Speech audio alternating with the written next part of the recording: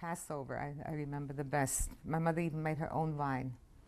And there used to be always over 20 people. And I just remember the Passovers after my father died.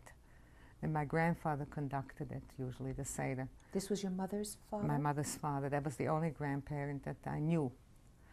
And he sat in that padded chair, and I was always next to him, but I never remember the end because I was always asleep in my seat. What was your grandfather's name?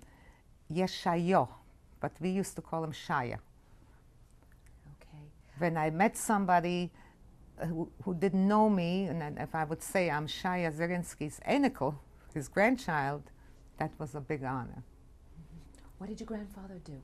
What was My grandfather had a jewelry store for 50 years. In Liepāja? In Liepāja. So he had to have been very young when he came. Absolutely. It was on the main street, the Großstrasse.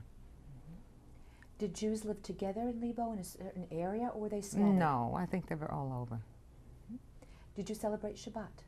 Yes, because Friday nights my grandfather came and conducted, you know, my mother lit the candles, and Saturday his store was closed, and Saturday night he would open again.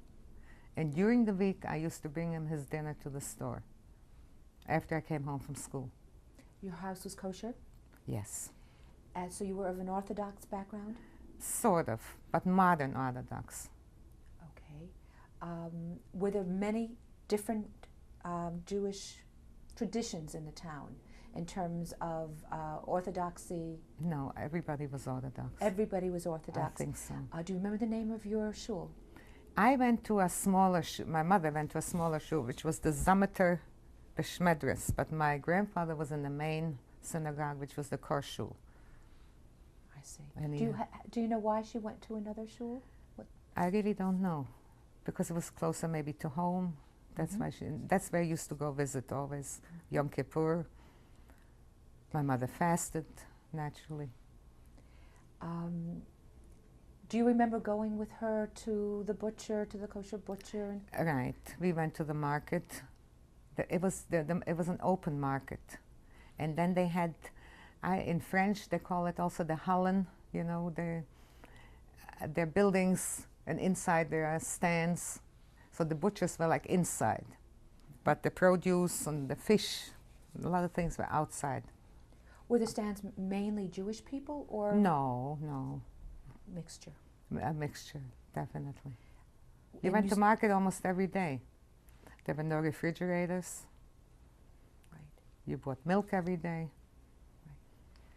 Right. Did you start studying Hebrew at any point? When I started school.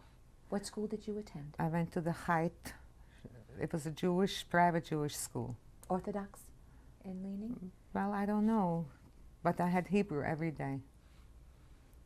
And all the classes were conducted in Hebrew?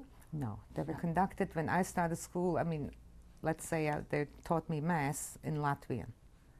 But we had Hebrew once a day for about an hour.